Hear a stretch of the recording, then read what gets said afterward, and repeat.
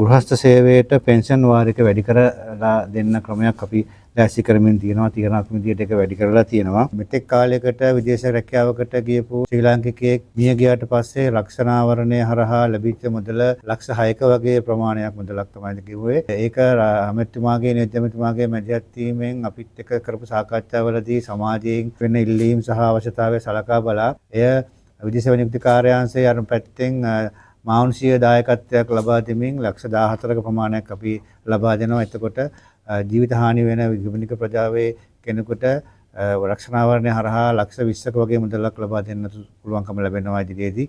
එය ක්‍රියාත්මක කරන්න තීරණය කරලා තියෙනවා. පූර්ණාභාජිතයට අපි ලබා දෙනවා නිවාස ඉදිකිරීමේ ව්‍යාපෘතියක් අපේ තියෙනවා. ඒ වගේම තමයි ශිෂ්‍යත්ව ක්‍රමයක් අපි ලබා දෙනවා දරුවන්ට.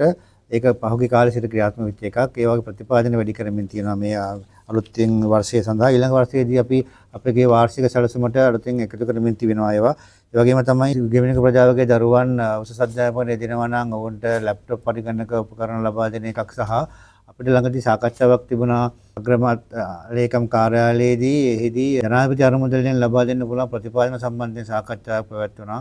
අපි යම් අවස්ථාවලදී විගමනික ප්‍රජාවගේ දරුවන්ට ශිෂ්‍යත්ව ලබා දීම වැඩසටහන් ක්‍රියාත්මක වුණත් යම්කිසි ආබාධයකට ලක්වන විගමනික ප්‍රජාවගේ දරුවෙක් ඔහුගේ ජීවිත කාලය පුරාවම කරන අධ්‍යාපනය සාක්ෂාත් කිරීමට යම්කිසි කඩාවැටීමක් සිදු වුණොත් ඒ වළක්වා ගැනීමේ ක්‍රමවේදයක් ඇත්තටම නැහැ. නමුත් එහිදී අලුත් සාකච්ඡා සමග ජනාධිපති අරමුදල් හරහා ශිෂ්‍යත්ව ක්‍රමයක් ලබා දෙමින් ඒ දරුවන්ගේ මුළු අධ්‍යාපන කාලය පුරාවටම රැක බලා ගැනීම ශිෂ්‍යත්ව ක්‍රමයක් සූදානම් කරමින් තියෙනවා. ඒකත් මම හිතන්නේ ලොකු සේවයක් වෙනවා.